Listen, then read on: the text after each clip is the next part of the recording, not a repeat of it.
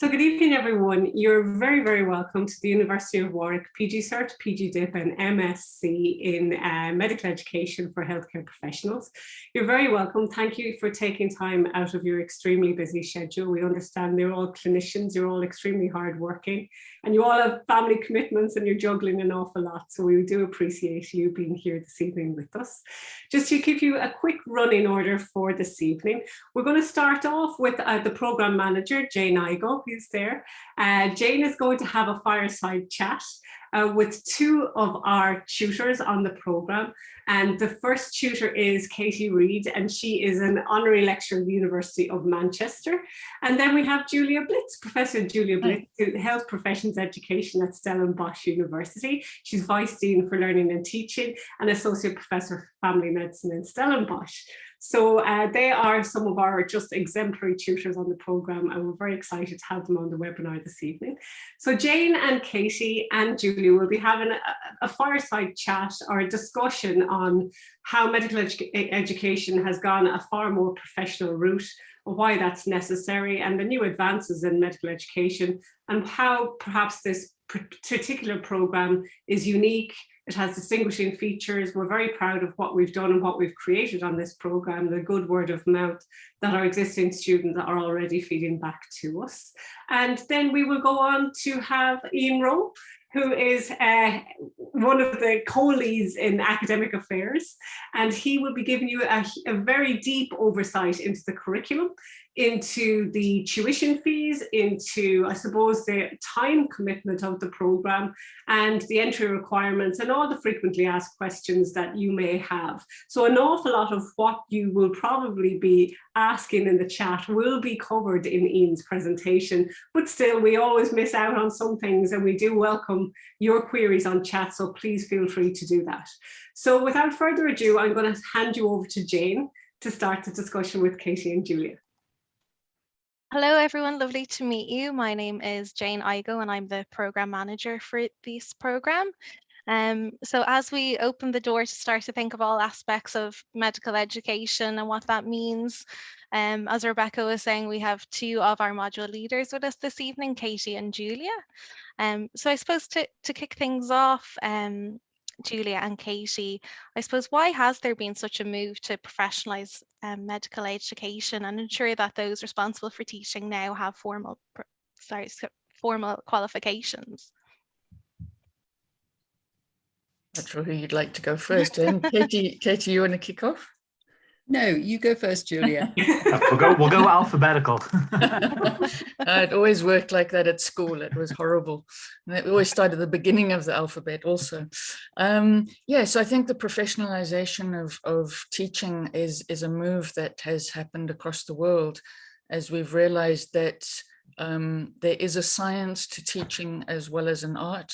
And although you might have an inclination to teaching, to enjoy teaching and to love transferring your own knowledge and experience to those who come after you, I think there is a swing now to understand that there is, as I say, a science to doing that, and that if anybody is involved in teaching, it just helps them to actually understand all of that, understand the theories that they're using, and actually just improve their practice. But also, I think, to join a community of teachers who are all exploring how to do it even better than they already are.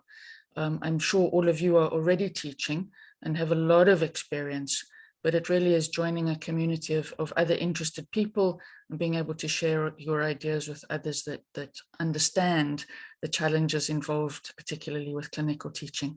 So I think that's my thoughts on that. Over to you, Katie. Thank you, Julia.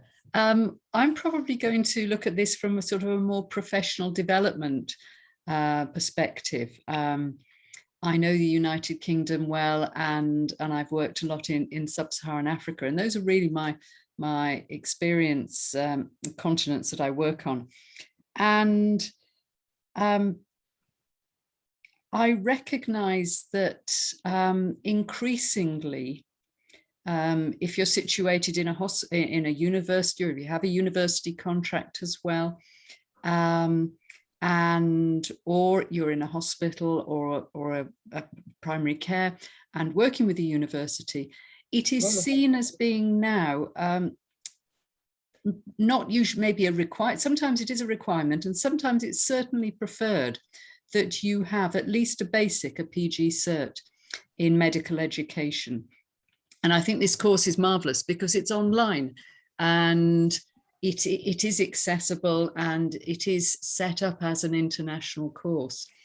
But also we recognize that we've got many clinicians now, nurses or doctors or people working in labs or elsewhere, who are doing higher degrees and who will be teaching, will be expected to teach once they've finished that. And again, as people moving, increasingly people are moving in or having a dual career, a clinical career, and then maybe a teaching career.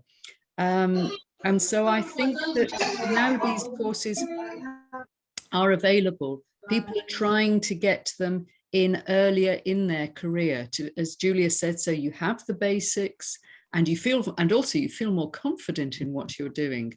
But it also it helps you when you're then called upon to take more and more complex teaching roles. Great, thanks for that. So I suppose looking at that progression in someone's career, what type of opportunities would you expect someone to have upon completion of this program? Probably You're going to make me go first every time. Yeah. Well, I think following on from what Katie said, more and more experience, evidence of experience in teaching and having done some formal professional development of your own in teaching is required for promotion in universities. So I think that opens up. I think also that the more you're seen to contribute to teaching, and to do that skillfully, you're often asked to take on more and more things with regards to maybe a little bit of sort of micro curriculum development, and maybe dealing with students who are struggling. And so those kind of opportunities also open up if you've kind of had the training that this course or these courses provide to you. Yeah, I think, yeah, it could open a whole new career path as well.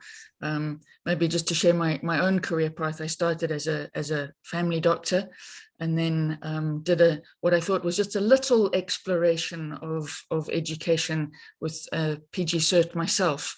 And that then evolved into becoming less of a family physician and more of an educator until I did my PhD in health professions education. So a whole change of career path that resulted. So not necessarily intentionally, but that's also what can happen. Thanks for sharing that, Julia. Katie, would you like to share maybe a little bit about your own journey into medical education? Yes, my route in has been less formal. I got involved in education in teaching on and then leading a large distance learning Masters of Public Health at the University of Manchester. And so I was doing that, but then working also with the medical school in teaching face-to-face our students there. There's a very large medical school, and increasingly working round other areas in the university that had a very large health training sector. So I didn't actually do a PG cert, but I did another British qualification, and very much it's you do it. This was a reflective training that I did that is similar to some of the assessment procedure that we'll use here, but very much it wasn't a profession I was planning to enter. I'd finished a PhD, and and I love teaching, and the more I could learn about it and the better I could do it, the better it was. I mean, because one of the things that you will find, I think some of you are going to say, look, in my heart, you know, I'm 80% a clinician and I'm very happy to teach when I have to. Okay. And I know there's sometimes the have to, let's be honest. But then there are others of you that will actually, like Julia, say that actually, I love this. And I've got an aptitude towards it. And this is something, you know, at any time in your career you may move into, and there may be new opportunities. So I suppose kind of looking back on that, we might think about why scholarship might be important. In particular, would there be a difference between somebody wanting to get better at presentation and communication skills versus becoming a medical educator? So why would scholarship be important to our medical educators? So I think that's a recognition of it actually being a discipline in its own right. And there is, as I was saying earlier, a science to teaching. Medical education, although I do prefer to call it health professions education to be more inclusive, is really a discipline that is growing internationally. I think, and as a discipline grows, any new discipline, it attends to the scholarship and kind of beds down the science and the research and the sharing of that new knowledge with others. This isn't a training the trainers course, and I think we do need to declare that it is much more than that, and I think that's what makes it appealing. There are many training the trainers courses around and similar sorts of things. This is a much more, I think, interesting exploration of the whys and wherefores, not only the hows. So it's not only the tricks and tips, although there's definitely some of that, but it is an exploration of the discipline of health professions education, whether that be at cert, diploma or master's level. And I think that's what enables you to join the community of other people in the scholarship of this discipline. Yeah, and I know Ian's going to touch on this later in his presentation, just about the profile of the candidate or student on the programme. But I suppose, Katie, I might direct this to you, but how important do you think it is that someone engages in self-assessment and personal reflection whilst they're completing the programme? Oh, I think it's absolutely essential. I would say, having taught on a number of other programs in different disciplines, global health and public health, that the use of reflection and professional practice and looking at your own competencies is very important in contemporary and in modern education. But we are also talking here education that is medical education. And in looking at being a good teacher and being able to work with clinicians to be able to develop them, their competencies, but also their professional practice. Professionalism and understanding that is really, really important. And so the use of reflective practice and portfolios and things are actually key to what we are teaching and how we are teaching. So it's not just an added extra. And again, this is, you know, we are looking at a master's level. I didn't get a chance. I'll just have a go at the evidence-based practice there, as it's something that is quite close to my heart. Most of you will have been familiar now with evidence-based practice in medicine, in nursing, in pharmacy, or whatever practice you're in. And the fact that we don't just go to a textbook, which is 24 years old, and find something. We want to look at, you know, contemporary evidence. We want to check the quality of it. We want to check whether it's relevant to our setting before we change our practice or make recommendations or treat our patients accordingly. And that is exactly the same that what we're going to be doing in this course. So as Julia says, we will hopefully give you some tips how to communicate, how to write, how to do all of these things.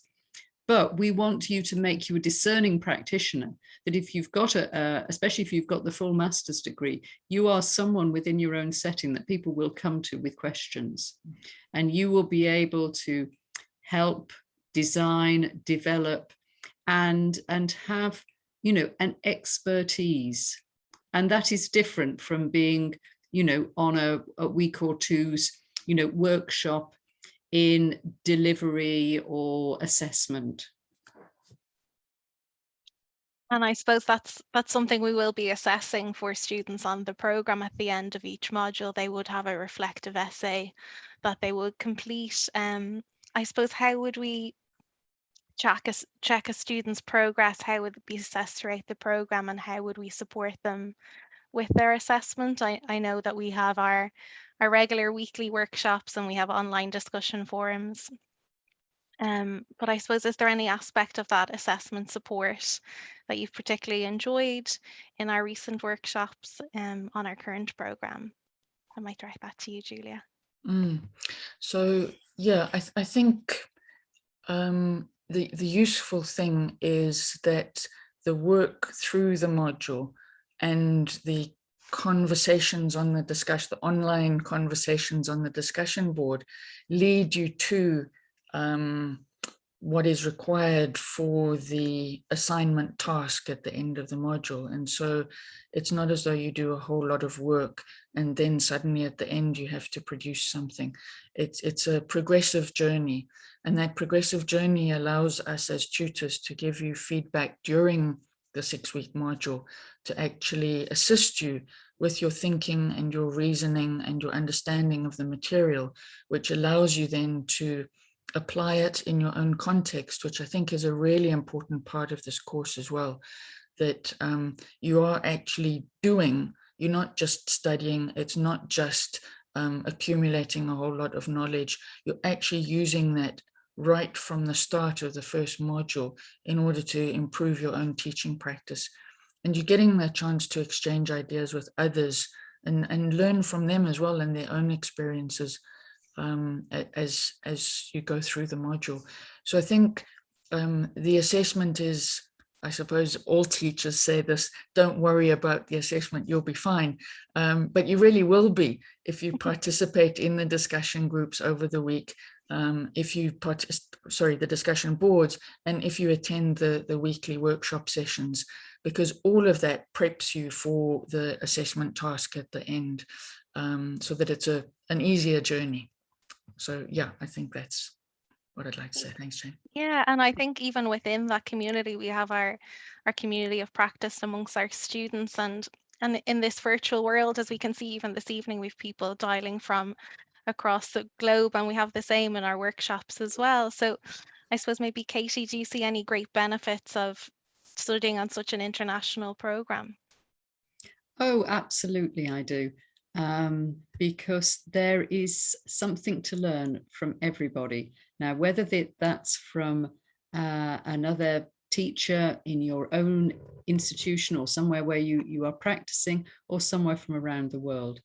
And you'll find, again, our readings, we take our readings and good quality readings of good evidence from around the world. So we're trying to look for experience, and we've also got staff that are from a number of different continents. So I see this as a tremendous asset, and I've so yes, it's wonderful that you're all here, and especially whether you're just trying to go to bed or really should have been in bed a couple of hours ago, or still struggling with work. It's great of you to turn up. Yeah, and it's great to see such an international cohort of potential students, and I suppose that there'd be so many different professions mixing as learners on the programme as well. We might just transition, I suppose, towards the real core of the matter, and some of the finer details about the programme. I know Ian has some interesting details to share with you, but we will towards the end of the session, there will be time for questions and answers. So we may talk to you again, Julia and Katie. So thank you so much for your contributions. Just before I hand you over to Ian, if you don't mind, everyone, I'm just going to go and do a quick poll. The polls help us understand your motivation for participation on this webinar this evening, and make sure that we tailor our communications post-webinar to make sure you're correctly looked after and correctly communicated with. So I'm just going to launch the poll very quickly. We usually get around a 70%, between 60 and 70% participation rate. So hopefully you can do the same. It just makes us understand exactly why you're here today and how we can help you. And we will have one other small poll just at the end of the session, just before the Q&A as well. So thank you. This will just take around another minute or so. But just, can I just ask, I suppose, Katie and Julia, it goes back to one of the questions Jane asked, just as the poll is running. I've heard, and I presume it's true, that now someone like a registrar, if you're looking for a consultant position, nowadays it really is seen as, it's not compulsory, but in order to get that consultancy post, to have a formal qualification in medical education is seen really as the standard. Would that be true? In all geographies or in some geographies? So I can't speak for the UK. I can only really speak for South Africa with regards to that, and possibly one or two other countries. But yes, more and more that's taken into consideration. There always used to be this thing that research was the most important thing. But this professionalization of teaching also feeds into the fact that you need to demonstrate some training in teaching and evidence of the quality of your teaching for almost any promotion at any level, certainly in South African universities now. And so this is a great way of putting that on your CV. Yeah. And I suppose that kind of leads on to just one other question while we're waiting for the poll. I incorrectly always assumed that this particular program would really just appeal to people who wanted, to clinicians and health professionals who wanted to go into the university sector and official education. And I also thought, okay, maybe there's an element, of course, of secondary and tertiary care where they'd be supervising students. But Val has very clearly indicated that there's a huge need in primary care now as well, where the GPs and family medicine and also nurses are overseeing students all the time. And it's really, in terms of their own promotion, their own progression, it's very important to see that formal qualification as well. Would you agree with that? Yes, absolutely. Primary care in any country is an enormous part, well, is the larger sector of healthcare, and the training that goes on there is as important as it is in a hospital setting, and is often at a larger scale. So I think, you know, as Julia said, certainly if you're in a joint appointment, and if you've attached to a hospital, but there are many people that are, you know, that are working in hospitals that will be accepting, especially undergraduate students, nurses, doctors, dentists, pharmacists, that will come in from universities, maybe some distance away, but still will be involved in doing quite a lot of teaching, and probably without the support of sometimes of a local medical school. And again, in those situations, being able to have your own professional development that is helping you in this area.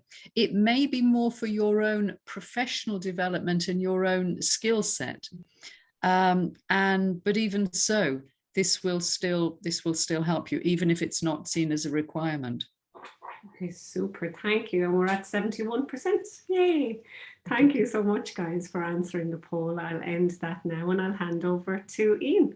Perfect. Thank you very much, Rebecca. And thanks very much to Julia and Katie and to Jane for facilitating a very interesting chat there at the start. I suppose I'll go into some more of the nuts and bolts as to like how the course actually works. As Rebecca mentioned, you know, the fees we'll talk about, the structure of the PG cert flowing into the PG dip and then on into the masters. We'll talk about the type of learner or the type of applicants that we think will succeed when they join the course. It's already been alluded to that this isn't for passive learning, that, this is active engagement, it's reflection, it's self-assessment. But then also within the kind of the wider community that we build, you'll be able to bounce a lot of ideas off each other and off your tutors as well. So look, I'll start sharing the screen. Hopefully you can all see that. And yeah, so I think the first thing to really click into is you probably all know the University of Warwick quite well. Often people may not have necessarily heard about IHEAD. So it's just to give a little bit of a background about who we are before we start emailing you and calling you relentlessly. So we're an Irish-based company founded in 2013 by an Irish family practitioner. We've delivered prestigious medical qualifications globally on behalf of a number of universities and a number of health ministries. So we have quite a network in the Middle East, Malaysia, Australia. Also, we've partnered now with RCPI and ICGP in Ireland, as well as the University of Warwick in England, who have helped us develop and deliver this MSc in medical education. We also do work with the ministries of health and health regulators across the world. So we also, as well as developing these kind of meatier, larger masters, we do a lot of kind of CBD courses, short courses, bespoke courses for various ministries. And if you combine all of those together, so all of our professional diplomas, all of our postgraduate diplomas, all of the short courses, we've had over 400,000 course completions to date. It's quite a remarkable achievement for kind of a dedicated team. There's multiple people here to kind of help you along the way. And I like to think that the 400,000 people that have made it through, one of the later slides, we've got like a 92% satisfaction rate. So I think that sort of shows you that you're in good hands if you commit to the IHEAD little family that we are. So as I said, we've partnered with the University of Warwick, and they're 8th in the UK and 62nd in the world. They're a member of the Russell Group of Universities, and they've got a very highly recognized or well-recognized Masters in Education on campus. One of the things, I suppose, what we've found interesting about the development of the online version of this course is that it has opened up, we've mentioned about that international blend of learner that we have, and that kind of global network that we now have on our courses. Warwick are also considered one of the leaders in medical education and research. So you are going to end up with whether you exit with a PG Cert or a PG Dip or an MSc, you're going to leave with a very well-recognized certificate, which you can very proudly put upon your wall and look at whenever you want to. And also then the program is just accredited as level 7, just to kind of, international accreditation across the board. So as I mentioned, and as it's been alluded to, there are 3 exit points for the course, and all of we hope that you all progress to the masters. And the course has been developed in such a way that it has kind of very fundamental building blocks. So it starts off with the very basic sciences of, how to be a teacher, essentially. That gets covered off in the semester 1 content. So we kind of have learning theory into practice. We look at how you design a curriculum, assessment and feedback for learning. There's the feedback, there's the feed forward, and there's continuous growth as a learner. There's been something quite interesting about delivering this particular masters in that, we're holding a mirror up to ourselves as we're teaching you. So, every time that we have a workshop, we tend to, come back, reflect, how did that go well? What could we do differently? What could we do better? Or indeed, what went perfectly well and what would we continue to do? But within the first semester, there's the essentials of medical education, then effective teaching in medical education, and then there's the assessment. So like I said, 3 very fundamental building blocks, which will help you then in the postgraduate diploma section of the course, and indeed that then further builds into the MSc. So I'll just show you then. So the semester 2 topics then very much come into the technology and the leadership and the professionalism of medical education. We developed this course, and indeed all of IHEAT's courses have been developed to be online primarily.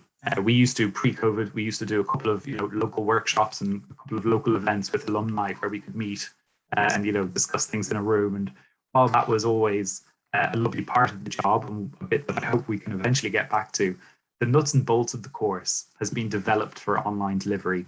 And I think we're well suited and we're well placed to, I suppose, help you maybe come to terms with new technologies that you may not be aware of, how to build out the curriculum, how to use social networking as a way to kind of build your network and build your program out.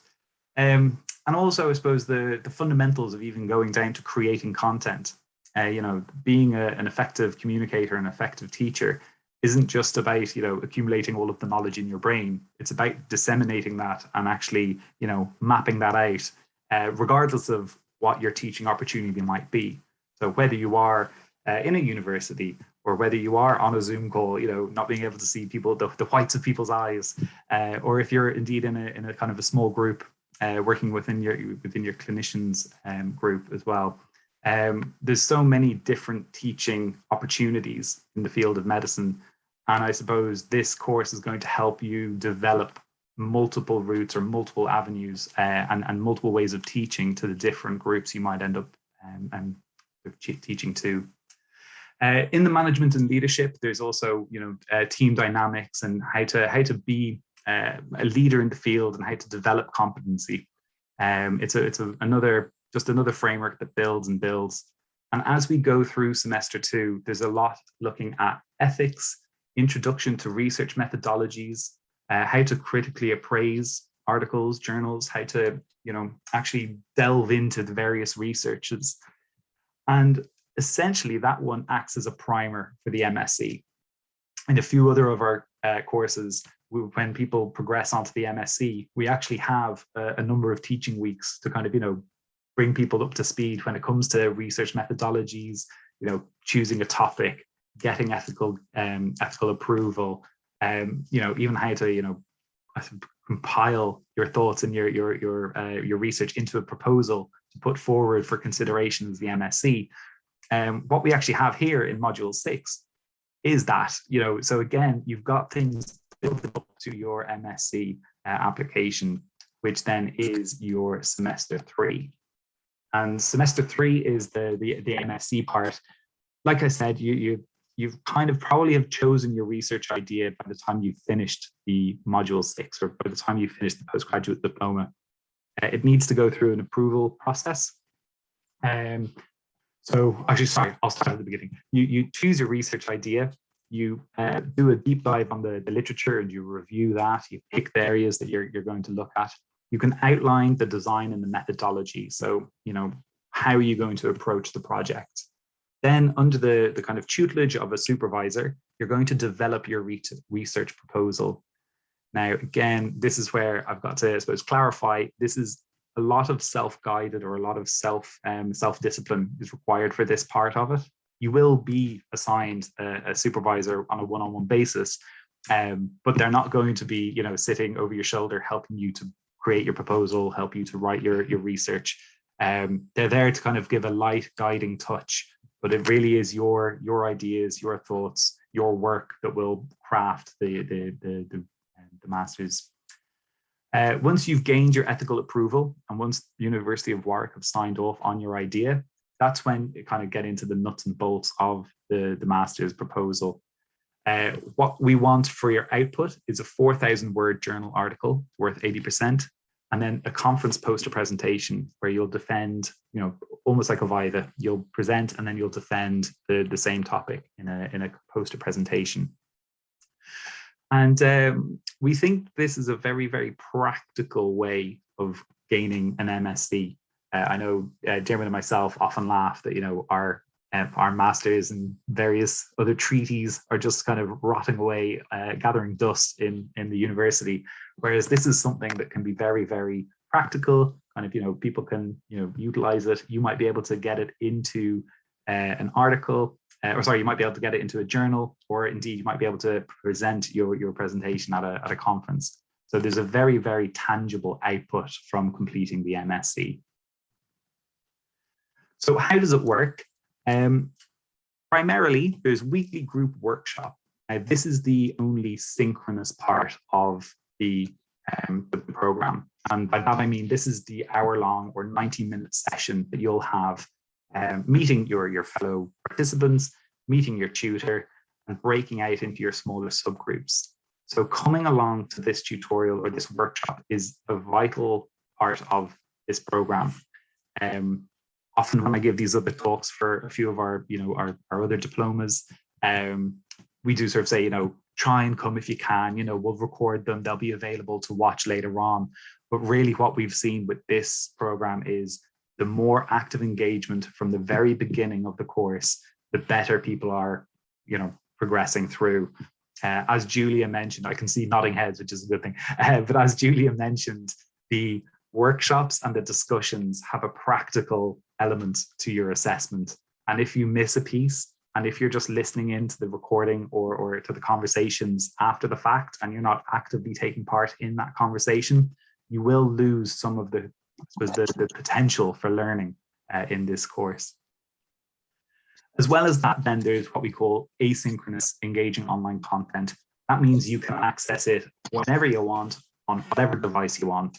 So, it's Canvas is what we call our online learning content, and it will have, you can access it on a desktop or a laptop, a tablet, even your mobile phone, and it will recognize where you've been, what pages you've read, so it all syncs together. So, if you've got 20 minutes in between patients, or if you've got 10 minutes on a bus, you can log in and you can check your discussion posts, or you can do a couple of pages of the weekly content.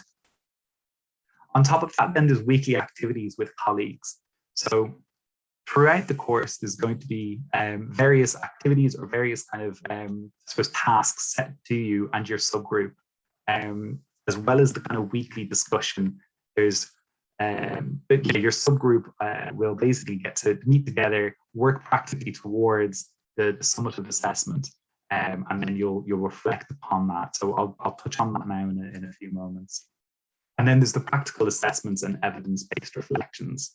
Again, both Katie and Julia have implied the importance of self-reflection and the fact that it's very good to be able to kind of reread back on your past experiences, see what you would do differently, see what you might improve upon. And one of the attributes, which I'll get to, about the people who are going to achieve very good results in this MSc are people who can take the constructive criticism, who can take the feedback and also give the feedback. What we've noticed is the more people are engaging within their subgroup and the more people are working with their network, the more they're getting out of it. By teaching other people, you kind of can reflect on your own work. By having other people tell you maybe what they benefited or gained from your session, you can take a lot from that. So I think have a thick skin. Don't come with your first idea and don't be too precious about it. And be willing to be part of the discussion and part of the developing leadership in the course. The Canvas, as I've mentioned, is our online learning environment. It's very, very user-friendly, very, very practical. The material, as I said, has been developed for an online audience. So, in previous iterations of online learning, you would just get a bunch of PDFs posted to, a Moodle or a platform or a static web page, and it would be up to you to, click the link, read the flat text, and then present yourself for an exam later on. Our course is like multifaceted and multi-layered. It's got quizzes built in. It's got online videos built in. I'm probably skipping ahead myself. Yeah, so there's visual content. There's very engaging content that is quite interactive. It's quite practical. It branches out. So if there's an area that you're particularly interested in, you can go into the bibliography or the resources. And you can do a deep dive into the material that's there. But for the core examinable material, or the core material on the course, the Canvas material is just second to none. There's interactive quizzes built in. So again, as part of the self-reflection, there's not only prompts that make you kind of stop and think and reflect, There's also, little touch points throughout just to, check how you're getting on, how good is your recall, just to, again, keep you engaged throughout the material. And then, as I mentioned, the reflective prompts, and again, reflection within the medical field is vitally important. We would recommend that people do keep what we call a reflective diary. It's never, demanded that you present it for correction, but it's one of those things that we put into your assessments. It's one of those things that can be added for your self-reflection. And if you get into the habit of doing it as you go through the course, it means you're not trying to, remember 3 months ago when you first started how you were feeling or how you felt after the first class. If you keep a track of it as you go along, it just means it can build more naturally. And also this small steps, you'll get a big way. And then there's also interactive video. So, there's little kind of illustrations. There's points within the video where you can stop and make comments, and you can also, and it's just another way of interacting with your group. And then the weekly live online tutorials. I always feel like at this point I need to explain that the workshops are not like the information sessions. This is very didactic. This is very much me. This is why we include the fireside chat, because there's other voices, and it's nice community as opposed to just my bearded face talking to you all. But what we get in the tutorials or the workshops is we build up the community. So we do ask that you put the cameras on, that you stay engaged, that you do not be afraid to make comments, get involved in the conversation. And like I said, these weekly live online workshops or tutorials, they are a great chance for you to meet your peers, the designated hour each week, but also your tutoring team. So each module, you're going to get a different tutor, which means for 6 weeks, you have their expertise and their kind of knowledge there to soak up. So I would always say, come along to the sessions, use that as a chance to not only learn from each other, but also, you've got the experts there who are happy to talk you through it. So how am I assessed? At the end of each module, there's 2 elements of assessment. There's a formative assessment, and then there's a summative assessment. So the formative assessment tends to be a bit of a kind of a more practical, skills-based element. So in the first module, it's about creating a lesson plan. So what do you want to teach? You identify the group that you're going to teach to. You identify the topic that you want them to learn. You identify the learning outcomes that you want to gain from that session. You then present that session. You actually teach. So you create the lesson plan, then teach to that lesson plan, and then you evaluate. You survey the students or your participants about the delivery of that lesson. And then for the summative assessment, there's an evidence-based reflection on that activity. So again, it's very, very practical. This is what I want to do. This is how I did it. And then you reflect. So those essays are, I suppose, again, very personal. Everyone's going to be approaching this in a slightly different way. This is where it's great in your small workshop groups to actually, bounce ideas off of each other. On effective teaching and medical education, again, there's the formative assessment, where again, you're looking at learning outcomes. You submit the recording of the teaching activity, and then the feedback on the teaching from both the peers and the tutors. And then again, there's evidence-based reflection. You'll see that there's evidence-based reflection throughout the program. And again, it's big asterisks beside that. It's a big part of the course. Then for the postgraduate diploma, again, there's a summative assessment where you actually will record the presentation of the online course. So again, you'll be developing content. You will practically show us how it was working, and then you will reflect for the summative assessment. Management and leadership, there's going to be a presentation and 5-minute Q&A where the students identify an area for change and development within their educational context. Again, summative assessment, imagine you can guess what it is by now. It's a critical reflection and self-reflection. And then with the evidence and values, you're going to group review of the learner's research question. So again, this is prepping you for the MSc. So really that module 6 is going to be essential for people who are eyeing up the MSc. because it's going to get you ready. And again, with the group review and the peer learning, by the time it comes to submit your application or submit your proposal to Warwick, it should be through a few revisions and a few reviews. So, you know, we would hope that you'll fly through the Warwick approval. And then, as I mentioned, with the semester 3, the assessment is a 4,000-word journal article and a conference poster presentation on the same topic. Now, this comes at the conclusion of a 24-week period where, again, it's self-directed. There is touch points with a supervisor. The faculty remain, you know, there to help. Jane, myself, and Dermot are still in the background to assist in any way that we can. But it is an individual project, and we do expect, you know, a certain level of determination and, you know, passion from the participants to complete the journal article. Looking at the program timetable, then, this is just a very quick overview. So each module has 6 weeks of content, which means that there are 6 weeks of your weekly online tutorials, 6 discussion posts. Then there's actually 2 reading weeks before the assessment is due. That gives you enough time to, you know, again, because the assessment is kind of double-edged, and there's the formative and the summative piece.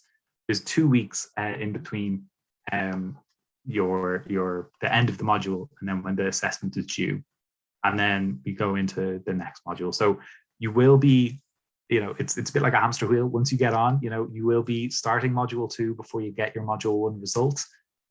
Similarly, you'll be getting your module 2 result as you've started module 3. You keep going. You know, it is tough. I will say that now from the outset, and that's why, again, Julie, Katie, Jane, and myself, we will always iterate, you know, that you should be getting engaged from the very start. You know, hit the ground running. We've got an induction week before the program begins, and that induction week will introduce you to the program. It'll introduce you to Canvas. It'll introduce you to, again, your colleagues, your peers, your tutors, and it basically just sets you up, and it makes sure that we're comfortable, that you're confident in the tools at your disposal to do the best you can with the Masters in medical education. So again, once we complete that induction week, we hope that everyone is, you know, prepped, ready, primed, good to go, and ready to kind of, you know, grab the bull by the horns for the first week. And again, the earlier you get involved, and the more that you put into the course, the more you'll get back from it. But what does it mean for me?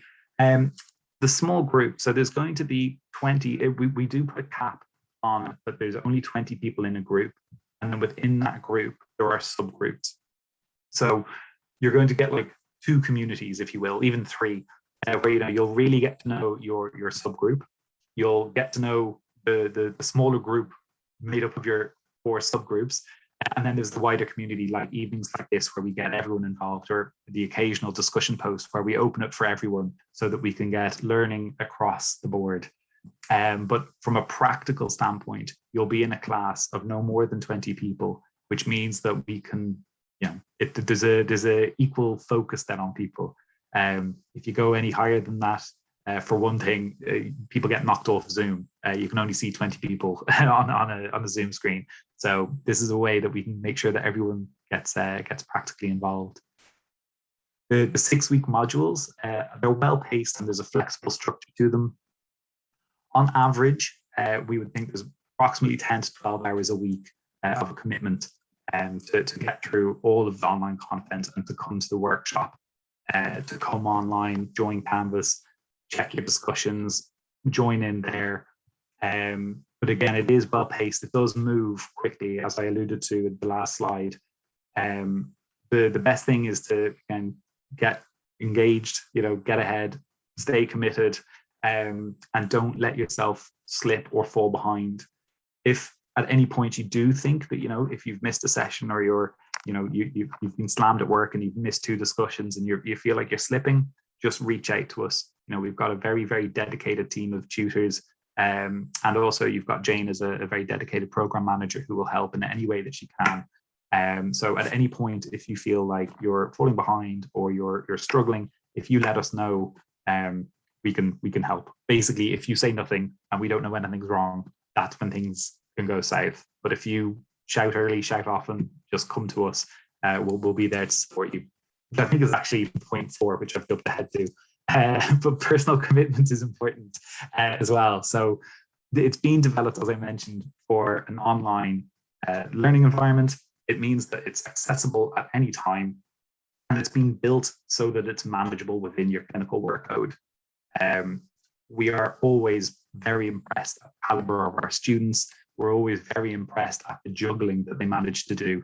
You know, you hear about kind of work-life balance, and when you hear like, you know, work-life, healthcare profession, and then let's just throw in a master's on top of that as well. It's incredible that people do stay as committed as they do. But we like to think that the core material has been developed in such a way to support a variety of workloads and a variety of professions. And then there's the strong support in capitals as well. I should have known it was coming last. But there's lots of individual assistance.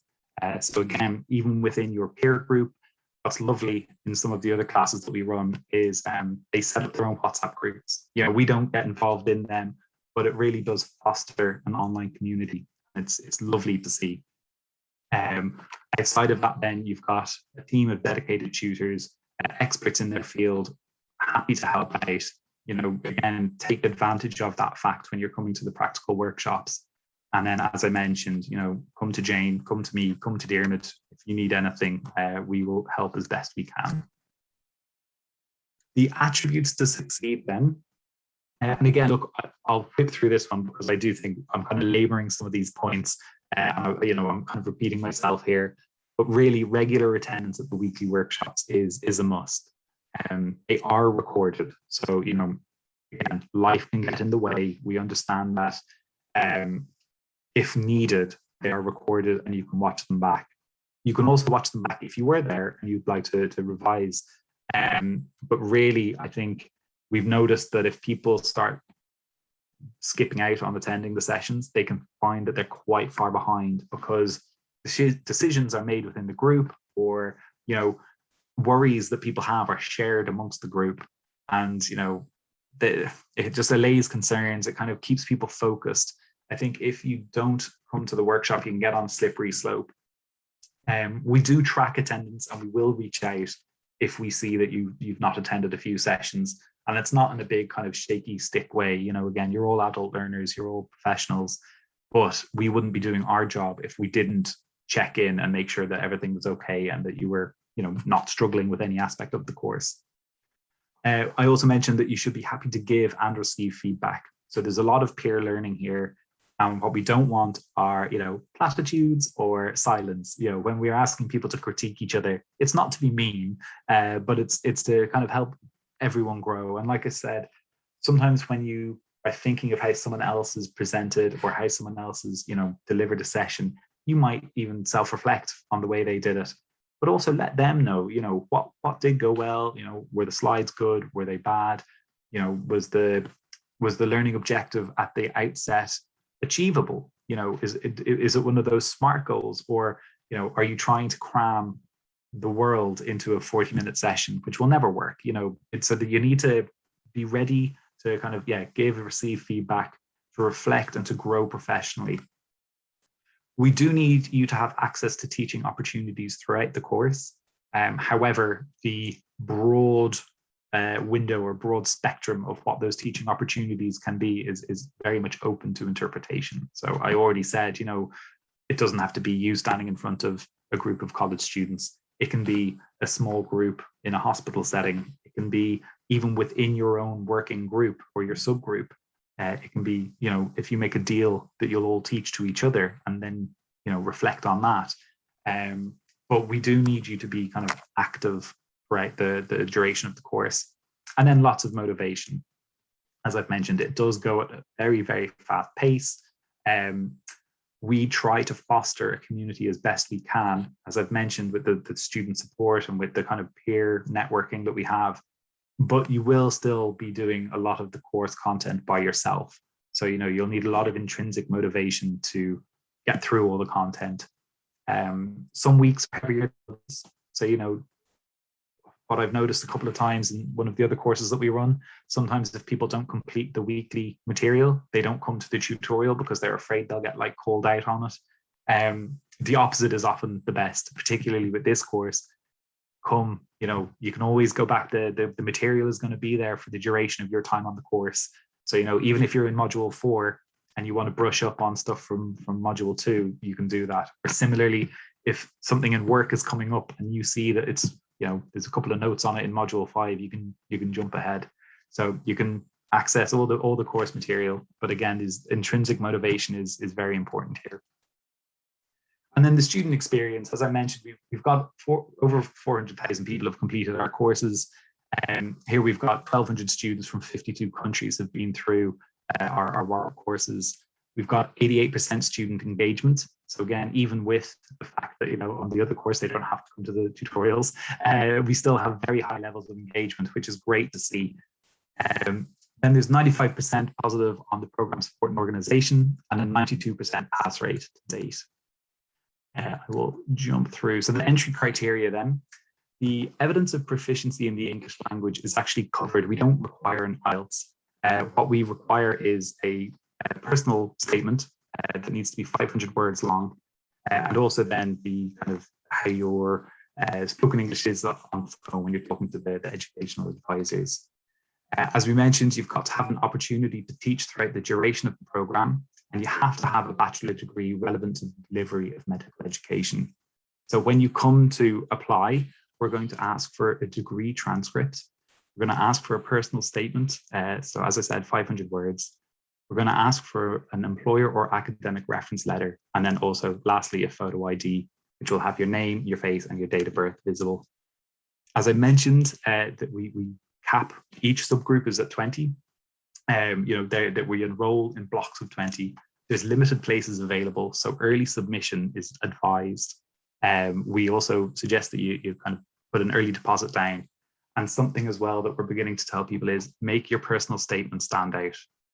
Give us a lot of information about who you are, why you're interested, what you hope to gain from this. It'll help us kind of gauge interest level, gauge proficiency in English as well. So the nuts and bolts then of the program fees, I'll just whip through very quickly. So again, we have exit points, of course. We hope that you all come on and enroll onto the Masters of Science. The price for it is 12,000, but there is an early registration fee, or discount, I should say, which is valid until the end of this month, which will reduce the fee to 11,000. And similarly, if you do an early payment as well, there's a further reduction. So it's worthwhile, applying now. If you do choose to exit a postgraduate diploma, again, you can tell us at the application stage that you're only interested in that level of degree. And similarly, there are some discounts, again, under early registration and early reg and early payment. The postgraduate certificate is a flat fee of 3,750. There is no further discounts available there. Just to mention, there are payment plans in place where you can pay by semester or you can pay by the month. Or if you want, you can pay up front if you want to say no to that. So then a very, very quick summary before we jump into a Q&A. So there's 6 months for the PG cert, an additional 6 months for the PG diploma, and then an additional 10 months if you go on to the Masters. So overall, it could be a 22-month experience. The next intake is on the 7th of November. And again, as I mentioned, there are limited places, so do apply now. At the end, you'll get an award from Top 10 UK University. The transcript of the certificate that you receive won't mention that it was online, won't mention that it was distance. It's a genuine bona fide Warwick transcript. There's local recognition and endorsement, and it's a part-time program designed to fit your needs. There's innovative program delivery, practical career enhancing outputs. We feel that it's engaging, it's challenging, it's enjoyable. You will be supported throughout it. And then I suppose the important ones for me, as we kind of run the course, is that we encourage each other. We hope that you enjoy the experience and that you have fun. So I probably went a little over, so I will stop sharing now. And I'm happy to, I know the guys will have been answering a lot in the chat, but if there's anything that we can answer from a point of view. Yeah, Ian, just there's been great chat, great questions, and actually the team have been answering as we go. So we have left very little to answer at this stage. Yes, Malik, the course is online only, so there's no face-to-face delivery, but we do have the synchronous workshops every week. What is the timing for the weekly workshops, Ian, if you can reiterate that again? So the timing for the weekly workshops are, they are going to be 90 minutes long. So from a practical standpoint, it's 90 minutes. You tend to have a block of time with your tutor, and then you splinter off into your subgroups. Historically, we have classes on Thursdays and Fridays. So, and they're tailored to the various geographies that we teach to. So for, I suppose, a European timetable, it's Thursday evening. And actually in Australia and Malaysia, it's a Thursday evening. And then for the GCC or the Middle East or the MENA region, it tends to be Friday morning. And we are sensitive to prayer times as well. We do try and avoid that as best we can. And there are breaks in the timetable as well for Christmas, New Year, and then also Ramadan, if people choose to honor or observe that break. Super.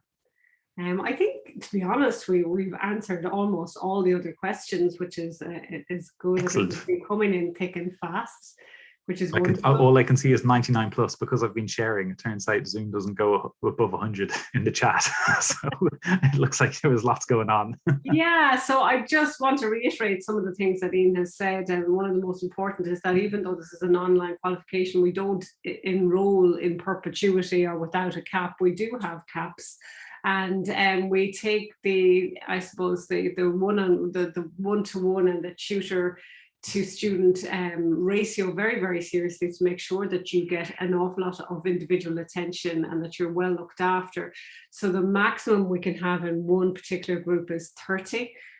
So, and it goes above that, we'll have another group. But just to let you know that we oversubscribed on the last intake very considerably. So if you are interested, I would say that you apply and pay your deposit, if at all possible, before the end of August, to receive that quite considerable scholarship or discount in the fees.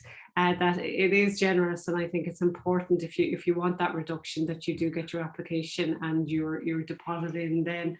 I would reiterate as well that we will be sending an email with this recording of this webinar, and also with the apply now button link, and also the deposit payment link, and you will receive that in your inbox tomorrow.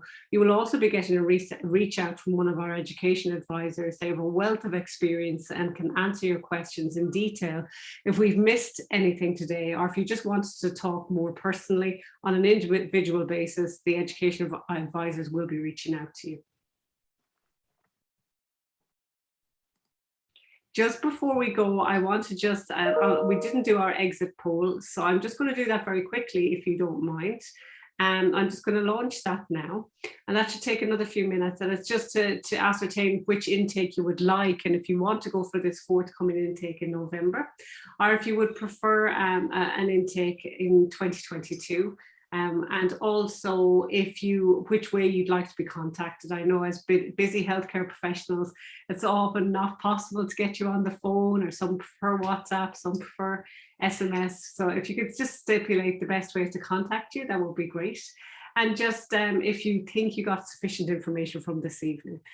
So it really does help us tailor and prioritize our communications to you. So I'm just, while the poll is going on, if there's any other questions coming through, we'd be happy to answer them. Serene, you've asked there when the registration fees are due.